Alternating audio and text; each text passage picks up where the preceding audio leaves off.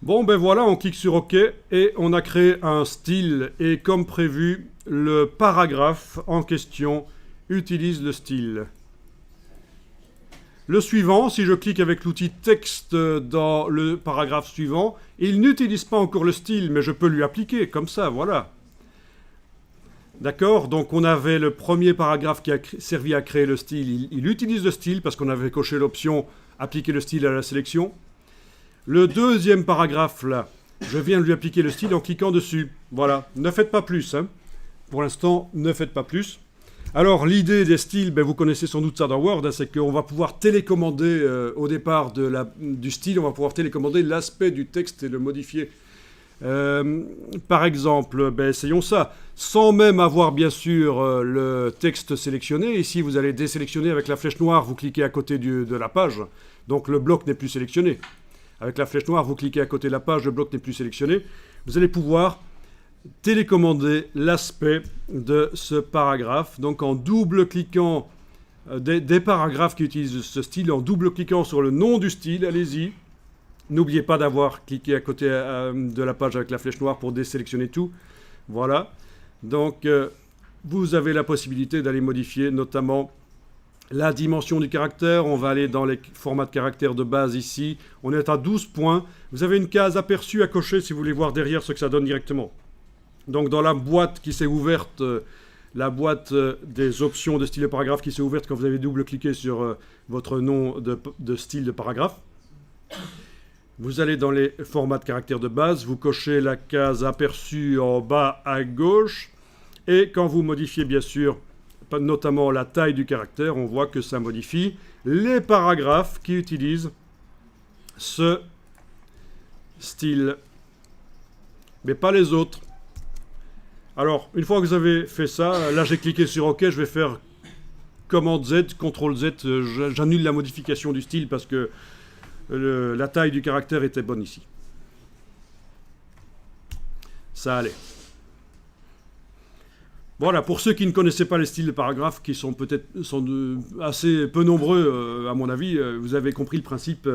On télécommande l'aspect de tout un document, même des centaines de pages vont pouvoir être modifiées comme ça grâce au style. Ça suppose que tous les paragraphes utilisent le style. Donc si je veux évidemment appliquer rapidement ce style à tous les paragraphes qui sont là, je fais clic avec l'outil texte, je clique dedans, je fais un commande A qui correspond à édition tout sélectionné. Vous voyez que sur la page de droite, ça se sélectionne aussi parce qu'en fait on a affaire à des blocs qui sont chaînés. Il y a un chaînage.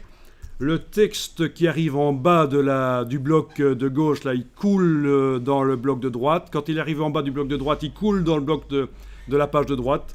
C'est du texte qui est chaîné. Et là, on peut évidemment appliquer le style à tout le texte. Ce qui suppose maintenant que quand je clique avec la flèche noire à côté de la page, rien n'est sélectionné. Je peux quand même télécommander l'aspect du texte qui utilise ces paragraphes. Voilà, par exemple, changer la police, je mets le curseur là. Est-ce que ma case aperçue est toujours cochée? Normalement, oui. Oui, elle est cochée. Je mets par exemple le curseur là et je peux jouer avec les flèches haut et bas sur le clavier pour changer la police de caractère. Alors parfois, certaines polices n'apparaissent pas parce que le texte devient trop grand. Voilà, c'est comme ça qu'on change la police de caractère. Alors bien sûr, pour les polices de caractère, regardez ce qui se fait dans les magazines. Quand vous devez choisir une police, ne faites pas n'importe quoi. Évidemment, on ne va pas mettre du gothique sur tout le texte. Là. Voilà, ça par exemple, si vous faites un document InDesign avec du texte comme ça, c'est complètement pourri. Ça paraît évident, quoi. Hein. Vous ne faites pas ça, hein. Ça, c'est nul, quoi. À moins qu'il y ait vraiment une raison de le faire. Vous faites un document éventuellement, ben c'est pas lisible en plus, hein. Mais vous faites un document en rapport avec Harry Potter, pourquoi pas. Mais sinon, vous oubliez ça. Hein. Alors autre chose à éviter, c'est ceci, ne le faites pas, je vous montre. Je sélectionne les deux blocs ici. Je vais changer la couleur ici du fond de bloc. Je vous dis ce qu'il ne faut absolument pas faire en mise en page. Hein. Et je mets le fond du bloc en noir. Là, je suis juste allé chercher dans menu fenêtre, couleur, le nuancier. Ne faites pas ça. Alors le noir, je vais le monter à 100%, voilà. Du coup, je clique à côté des blocs qui ne sont plus sélectionnés. Je vais aller dans le style de paragraphe ici. Demander de modifier la couleur des caractères et je vais les faire passer en blanc. Alors ça pose plein de problèmes. Quand vous imprimez, l'encre va déborder sur les lettres et elles vont s'affiner, ça va être pourri. Elles vont changer d'aspect. Et également, voilà, c'est difficile à lire. Et je vous préviens tout de suite parce que je vois souvent des étudiants qui font des documents de mise en page où quasiment sur toutes les pages, c'est du texte blanc sur fond noir. C'est vraiment mauvais. Ne faites pas ça. Alors vous allez dire, mais c'est d'autant plus pourri qu'on voit que le texte colle au bord du bloc. Oui, ok, mais ça c'est pas grave. Si j'active les deux blocs et je fais commande B, j'ai la possibilité d'éloigner le texte du bord du bloc avec la marge intérieure. Commande B, menu objet, option de bloc de texte. Donc le problème n'est pas là. Le problème c'est surtout que c'est moche, quoi. Et en plus, ça fait des gros pâtés d'encre noire qui ont du mal à sécher quand les feuilles sortent de la presse et ça salit, les feuilles se salissent les unes des autres. Ça consomme plus d'encre. Les imprimeurs détestent ça, bien sûr. Ils vont vous facturer un peu plus, éventuellement. Enfin, voilà, évitez ça. Par contre, bon, éventuellement, pour un petit encadré, un petit texte, pourquoi pas. Surtout pour un affichage sur tablette, pourquoi pas. Mais non, franchement, évitez ça. Je fais plusieurs commandes Z. C'est illimité, les commandes Z. Au niveau de InDesign. Voilà.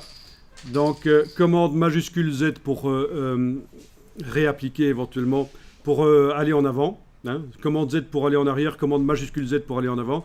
Voyons un peu la palette des styles de paragraphes qui était là. Voilà, ok. Est-ce que c'est bon? Oui, ok. Bon. Vous avez créé votre style de paragraphe. Ben maintenant, vous allez pouvoir supprimer le texte. Vous avez en quelque sorte stocké l'aspect du texte, donc supprimez-le.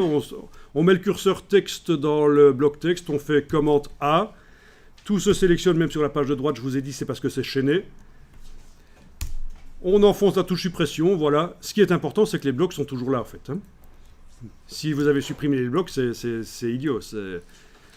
Il faudra les refaire pour mettre du texte.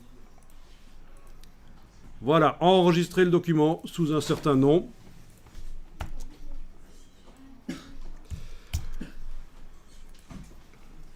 Voilà, au départ de ça, il nous reste à générer une page, puisqu'on est en train de travailler sur un modèle de page, un gabarit. Il nous restera à générer une page dans le document, à insérer des images et à insérer un nouveau texte. Et le titre aussi, ah oui, le titre, au fait, oui, faites ça aussi pour le titre, tant qu'on y est.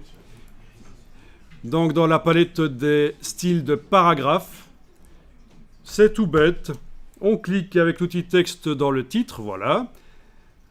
On va dans le menu de la palette paragraphe, créer un nouveau style de paragraphe. On vérifie qu'il est bien basé sur aucun. Appliquer le style à la sélection et cocher, c'est parfait. Je vais appeler ça titre. Titre dans cartouche, voilà. Parce que le cartouche, c'est donc le nom qu'on donne à ce bloc dans lequel se met le titre. Hein. C'est un cartouche. Un cartouche. Voilà, ok.